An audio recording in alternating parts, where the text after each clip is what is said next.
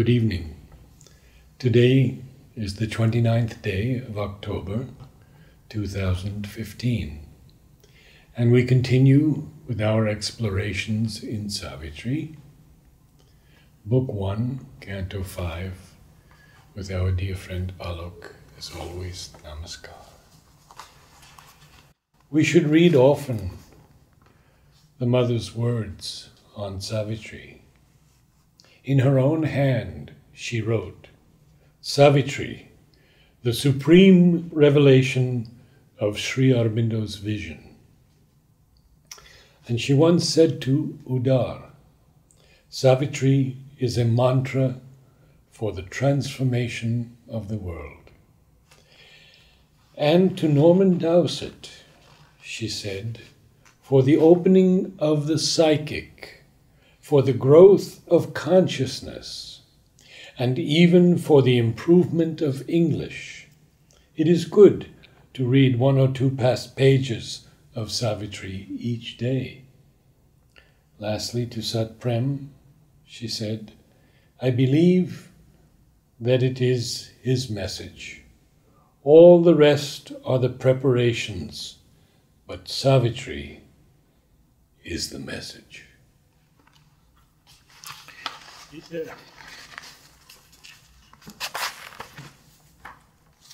Before we start, I think we are on page 82. My attention goes to this last bit of Mother's message, even to improve English. Yes. And I think it's important to remember because today itself, this discussion was going on with someone on translating Savitri. And Mother, in a letter to Prithvi Singh Nahar, makes it very clear that Savitri is untranslatable. I remember that letter. Yes.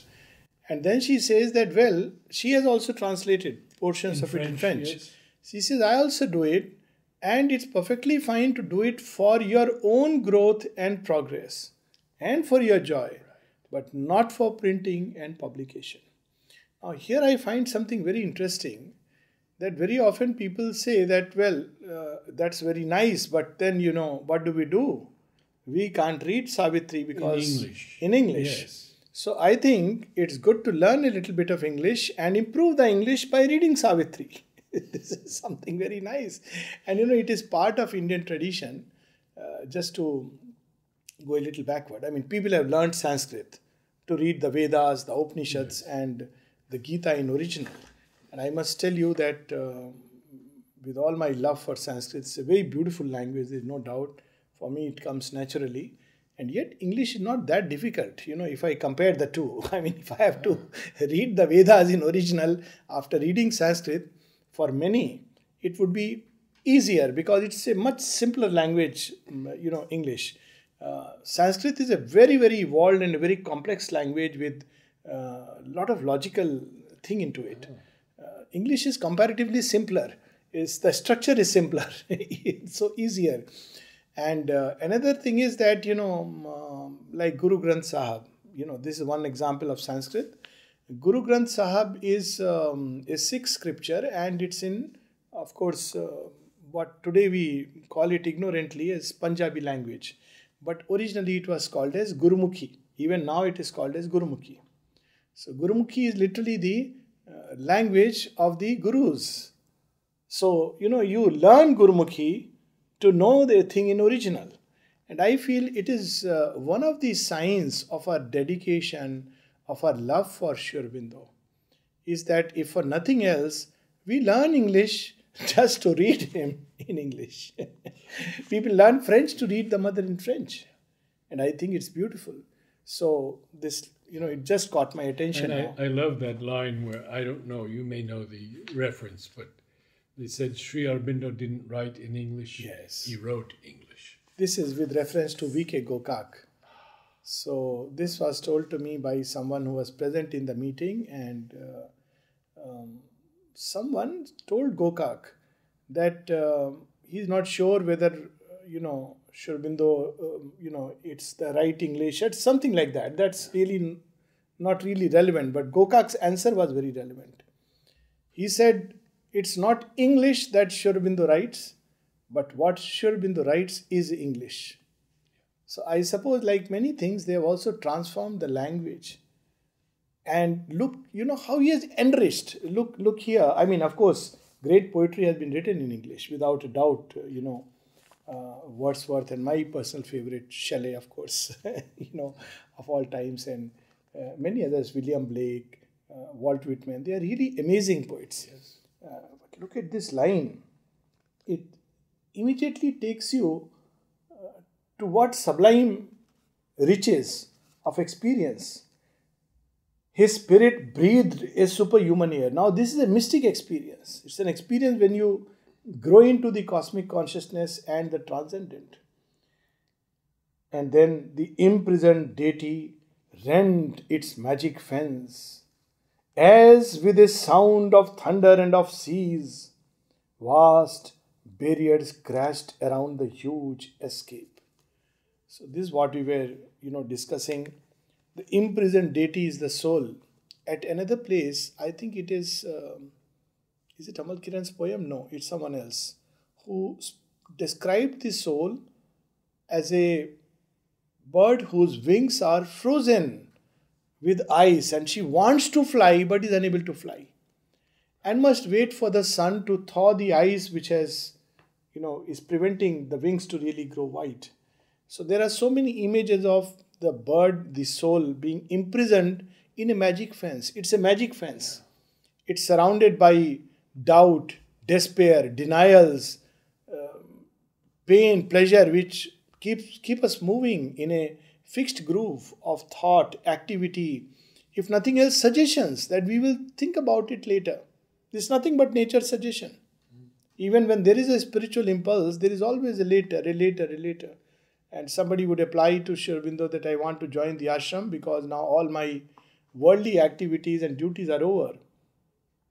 And Sri Aurobindo gave a very interesting reply. Now is the time to apply to the graveyard.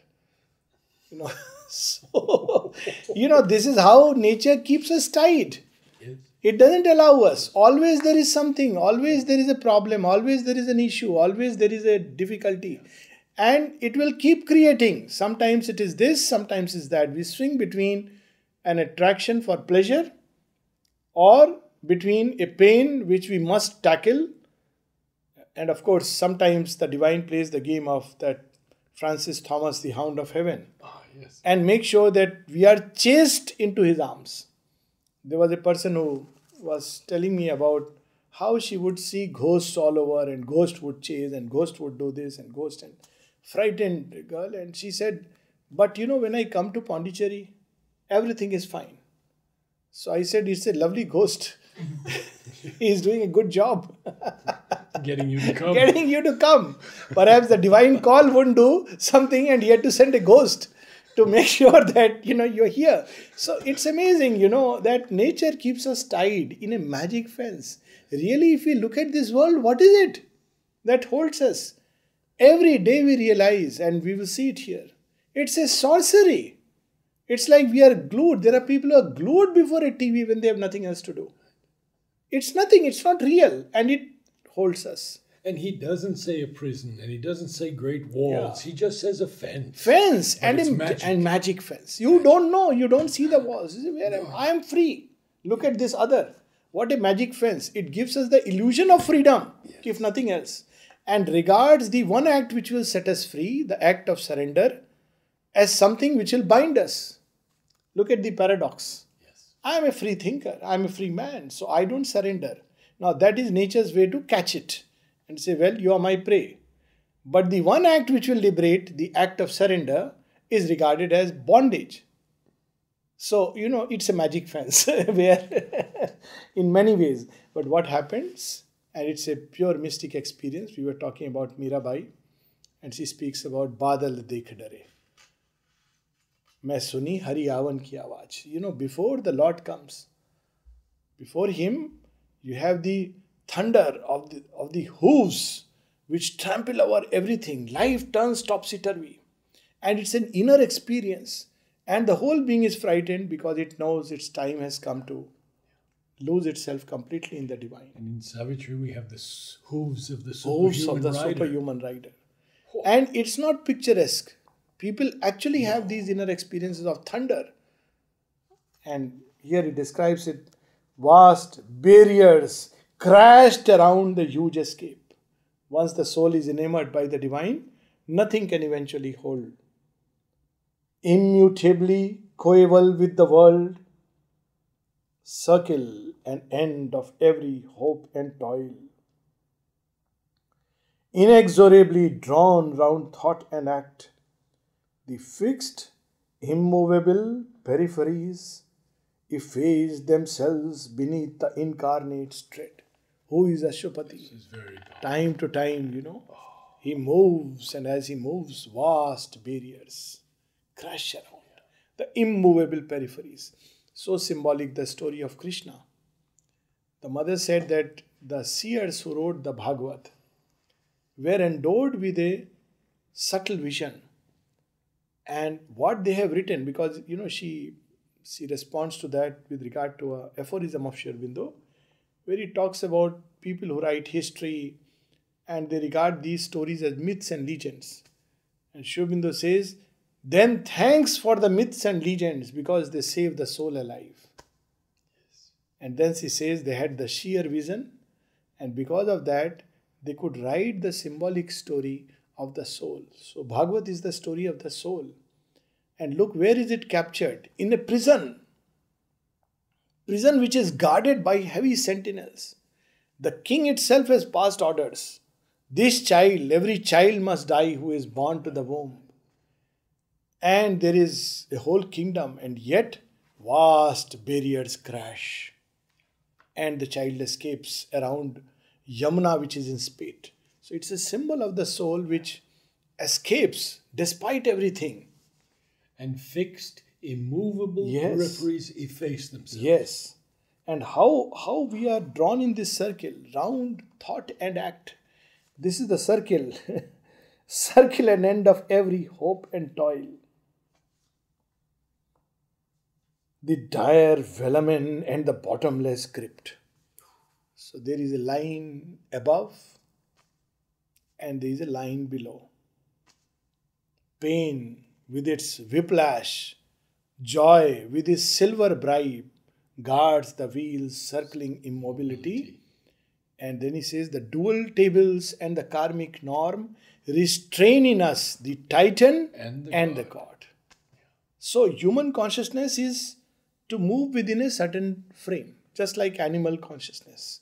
So nature has fixed lanes, like, it's an interesting image of air passage, when aircrafts fly. Of course, people don't know, they think it's flying in the vast. But actually, it's not as simple as that. There are corridors. So every flight has a corridor. So before it flies, it is given a corridor, and this corridor is according to the coordinates. So every flight must strictly follow that route. So the moment it takes off, the ATC will give it this route, this much feet, this angle, this way you have to go. And the aircraft keeps on getting in touch with subsequent ATCs and getting this corridor.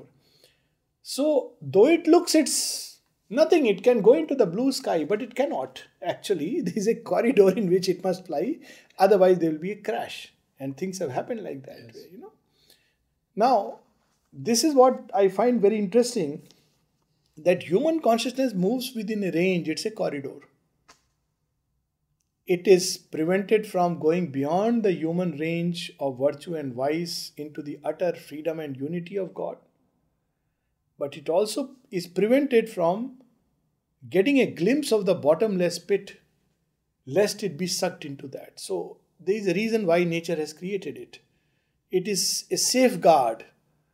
Otherwise, it's dangerous. Sri Aurobindo speaks of that in the Synthesis of Yoga, that not everybody can take the kingdom of heaven by storm. So Sri Ramakrishna's example is a rare example. People go mad. They lose all sense and proportion. So human measure is given for that purpose. But slowly we can enlarge, and subsequently a time will come when the far becomes near and the small becomes vast. But it's a slow process. There's a song from the Bible, I believe, about Ezekiel. Right. Ezekiel saw the wheel, and there was a large wheel and a small wheel that was returning in the big wheel. Wow. Yeah. It reminds me of the whole passage from the Ishopanishad. Jagatyam Jagat. It's almost like visualizing the entire movement of nature, all encompassing. The vast and the narrow, and they are all together. It's something amazing. So, this is how human consciousness moves. Nature makes us move. But Ashwapati is not another ordinary mortal. He is an incarnate voice, or incarnate voice arisen in an inconscient world. So when he aspires, then all these barriers crash. And then what happens? You see, it's an amazing, even an adventure tale. If you look at it like an epic, imagine that experience when the dire velamen and the bottomless pit, they give way. What is that experience of all these energies and forces rushing into? The Titan and the god battled for his soul as for a costly prize. Right. Yes. What kind of experience it must be? That he describes. The dire velamen and the bottomless crypt, between which life and thought forever move. This is our corridor. There it is. That's why human beings can never know the remedy for evil, because they don't know the source of evil. It's from the bottomless crypt. And that's why they cannot cure it, because they don't know the cure has to come from above. Yes. The dire velamen. And Freud searching the endless pit. Yes. That will come several places in Savitri. Yes. Forbidden still to cross the dim dread bounds, the guardian darknesses, mute and formidable, empowered to circumscribe the wingless spirit in the boundaries of mind and ignorance. So they are empowered. They are told, no, you have to keep it bound towards nature, like the ostrich, ostrich is an interesting symbol. Yes. The bird, which is so huge, which can not only, there are two things about ostrich. One is that it's a symbol of ignorance, because instinctively it digs into the sand. Puts its head in the sand. Head in the sand when there is a danger. So it's one symbol. But look at the physical symbol also. Nature creates in such a way.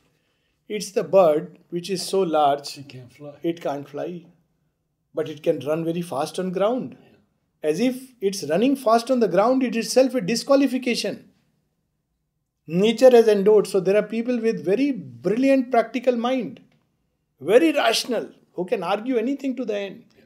And they think it's a great quality. But for the sparrow that knows what it means to fly, it's a disqualification. So it's a symbol of ignorance in a double way. Yes. So it keeps it tied. It won't let it fly, because that's how it's trained in the boundaries of mind and ignorance, protecting no more a dual eternity, the eternal light above and the seeming eternal darkness. Yes. The conception of eternal hell. Though of course Aurobindo says that there is nothing like an eternal hell in that sense, but the experience is like that, because there is the eternal hiding there in the inconscient. Yes. It stretches as if infinite.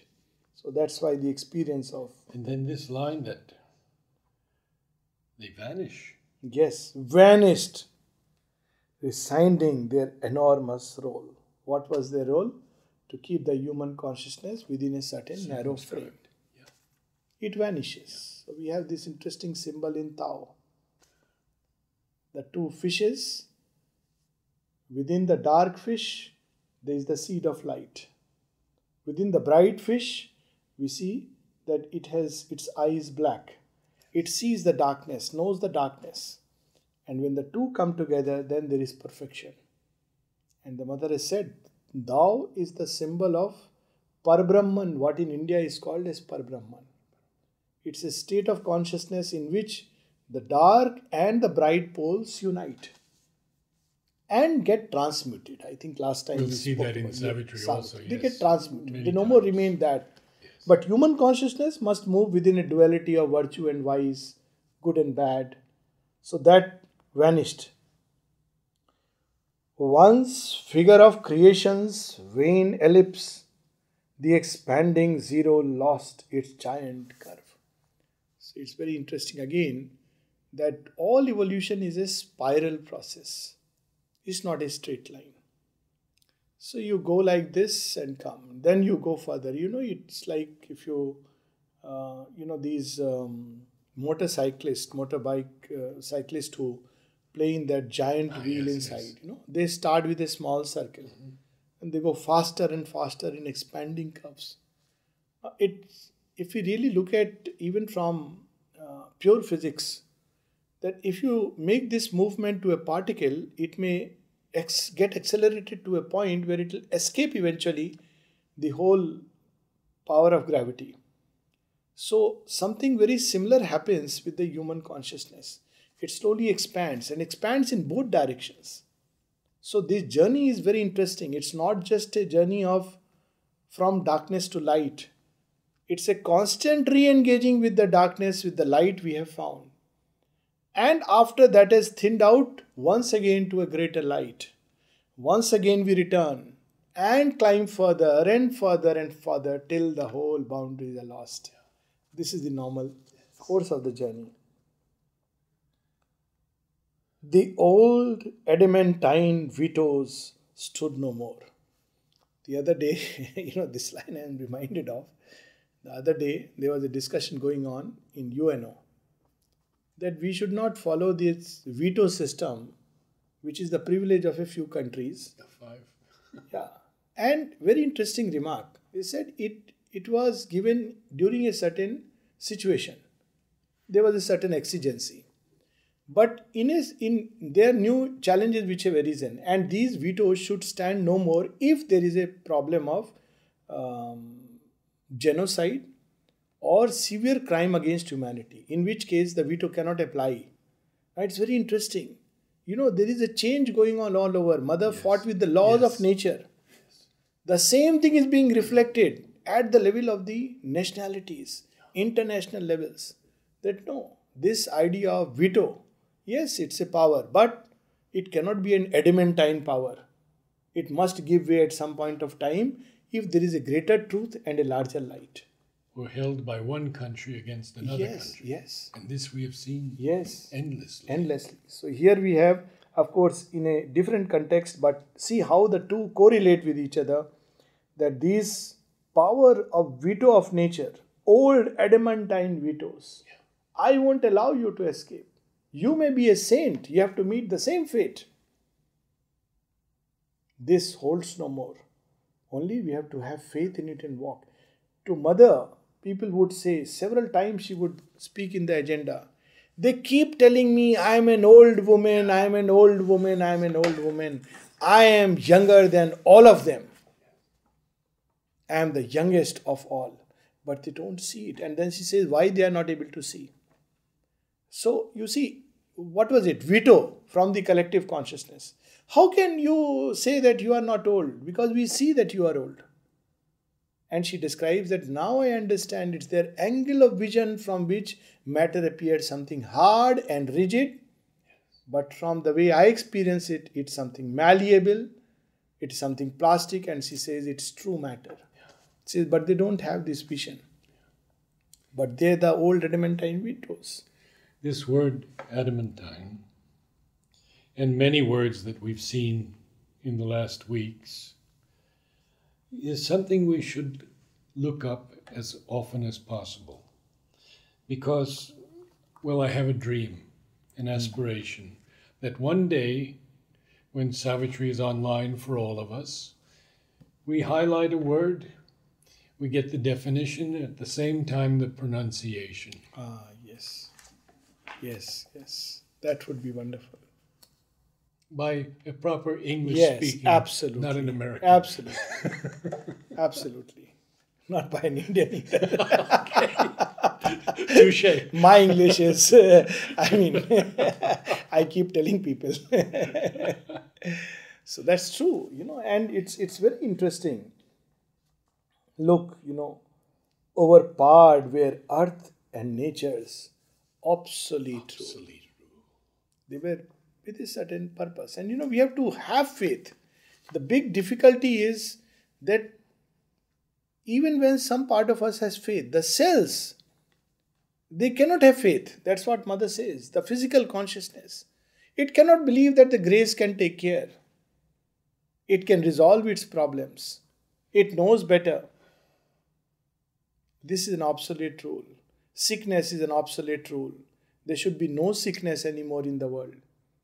Disease should vanish from the face of earth. And how she worked cell by cell. Cell by cell. To bring the light. Bring the light. So these are habits of nature which must go away. The python coils of the restricting law could not restrain the swift arisen God. Again, in the Vedas, there is a story that after Indra of course in the Puranic legends is a different god. He is full of jealousies and insecure fellow who is more a godhead of the higher mind than anything else. But in the Vedas, Indra is, almost like the overmind godhead. His status is very high. And this Indra has to fight a last battle. The battle against the demon Vritrasur. Now, Vritrasur is a giant python. And what it does, it surrounds the city as the legend goes and fills it with water, and the water is prevented from flowing freely. And it surrounds and says, I am going to sit over it. And then Indra must slay this serpent demon, and it must slay it with the power of it's very interesting. The whole story is very interesting. That the weapon that Indra uses to slay this creature is the product of a great seer's bones, in which he had accumulated all the celestial powers in his body and bones, and he lets light lick up all his body, and only the bones are left with which he makes a weapon. Now you see, it's very interesting that the body itself, look at bones. When I connect it to the mother's yoga, I see, my God, they had some kind of a prevision that the body itself must accumulate that force and energy to that extent that consciousness, the higher consciousness, can slay Vritrasur, the demon who prevents the free flow of the waters of the divine energy in us. And the interesting part, why this is not just a freak revelation, it's there in the agenda. The other day I was reading, of course, this story symbol used to come to me like this, and I was so happy that Mother refers to this story when she speaks about the last battle in the agenda. And she says the whole sense of Indra and the Vritrasur legend in the Vedas appeared to me. That he surrounds. So you see the python coils, restricting law. How the python prevents the creature to breathe. Restricting law. We don't even realize it, and we say it's natural. And the python doesn't bite. It doesn't bite. It just swallows. It restricts and finishes. And see, this is how this law operates. It just surrounds us. It makes us full of disbelief, distrust.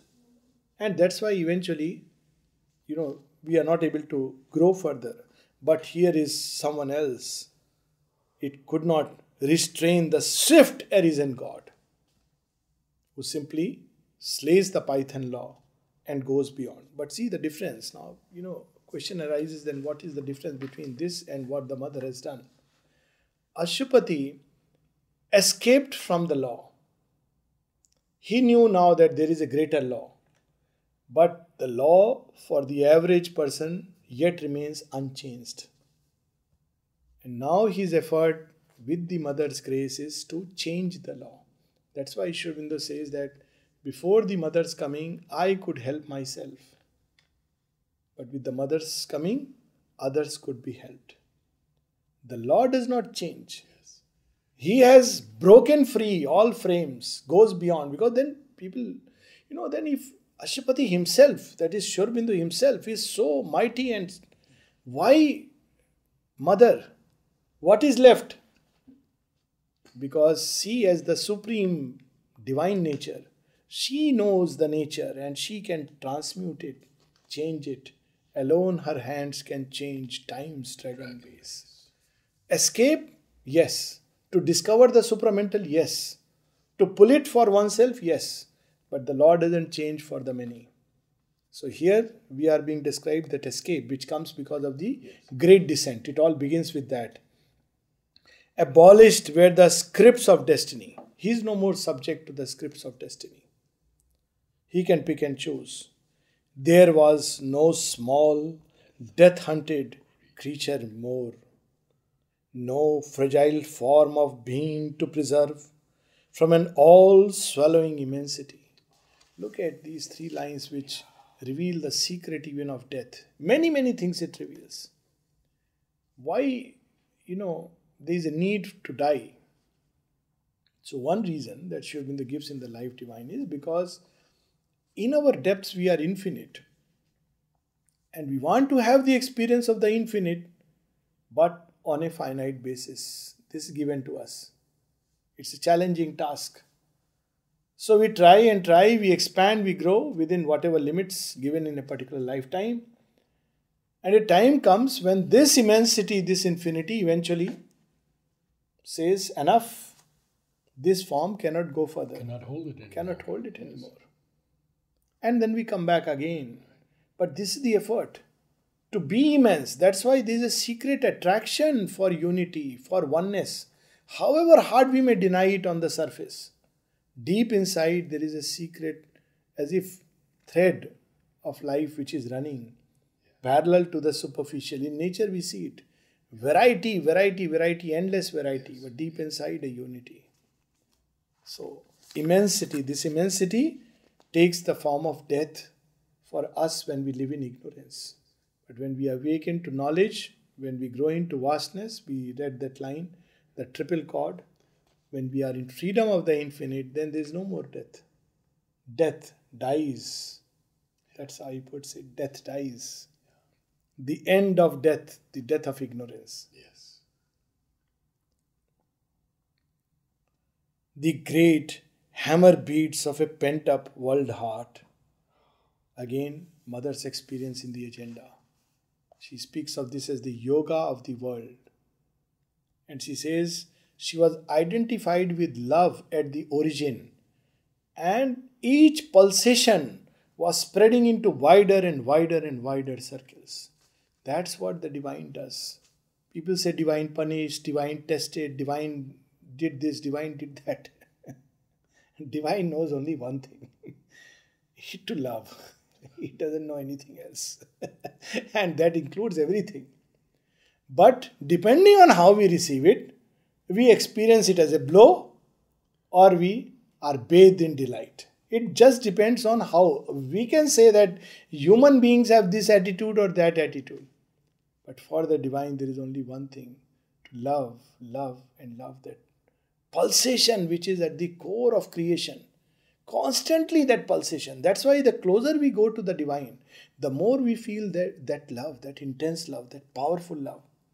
Because that is the essence. And look how beautiful lines.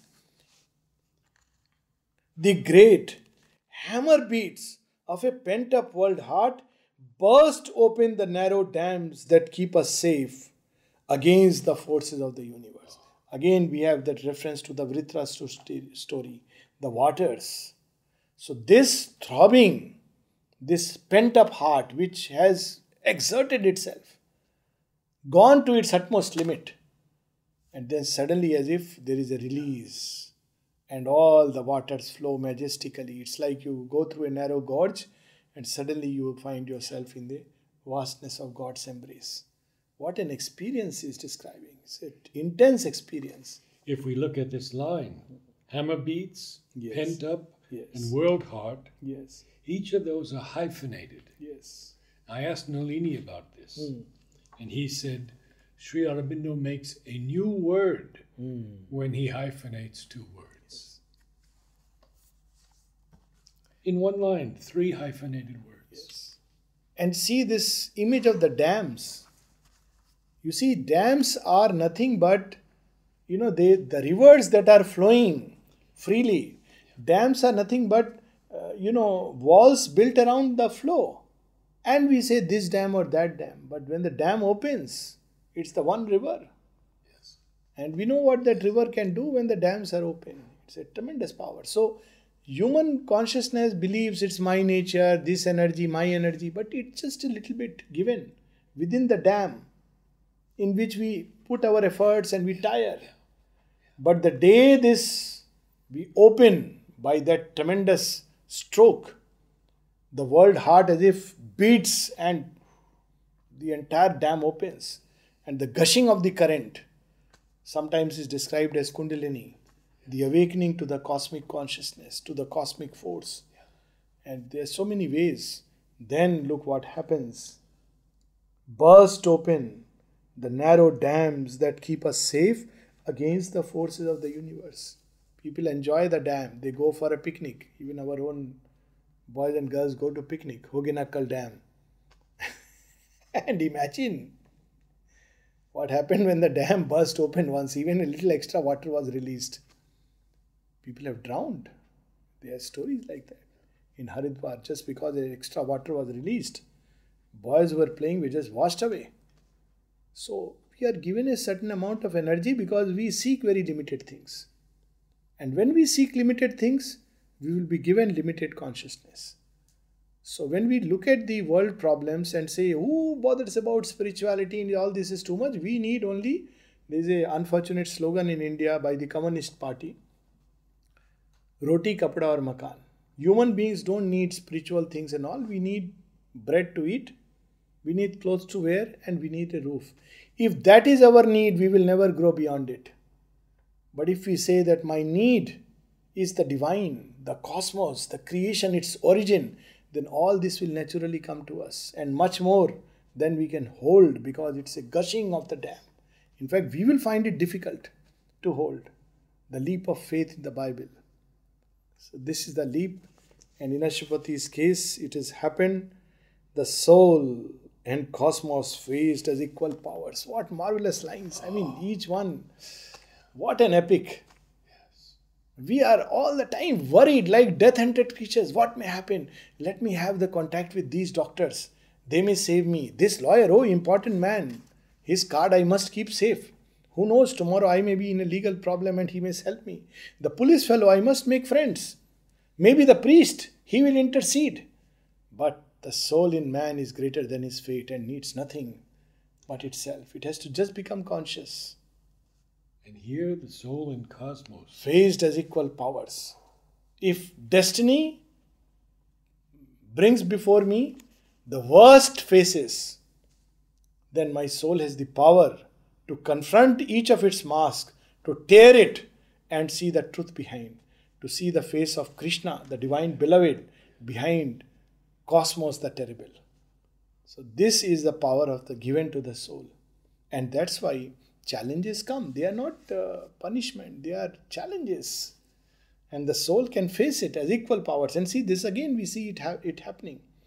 How human beings are venturing even to get into other planets, other parts of creation, materially even. Why should we be tied to a small little space? And it's an outer translation of an inner need to expand. Boundless being in a measureless time invaded nature with the infinite. Nature becomes small.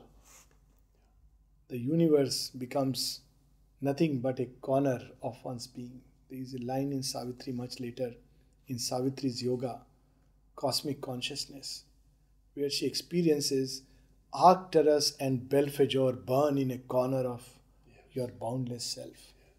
They are two constellations. Imagine these possibilities. And we remain so limited, so small. Thoughts move into what's going to happen tomorrow. What will happen? What am I going to eat? Next meal. Oh, I have a stomach upset. Is it something serious? Do I have dengue? How silly. if you look at the vastness that we are capable of. So, these lines are very inspiring.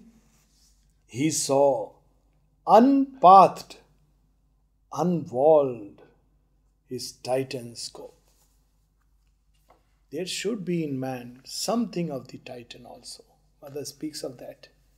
For a full perfection, this is aphorism of Aurobindo, he must have something in him even of the Titan. So what is it about the Titan? Titan doesn't give up. The stride of the Titan, it wants to, it won't stop at littleness. It wants large, it wants more. Of course, it wants it ignorantly, arrogantly, egoistically. Hence he falls. Yes. But something of the Titan scope, that our being can grow measureless beyond time. And if we really look at these experiences, we just wonder.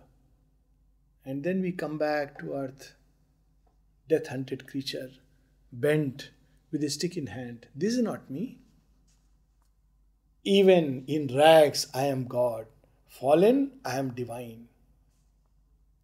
Long I live, when slain. This is the consciousness. I think. Stop there. Yes, because it's a different movement. Good. And we'll continue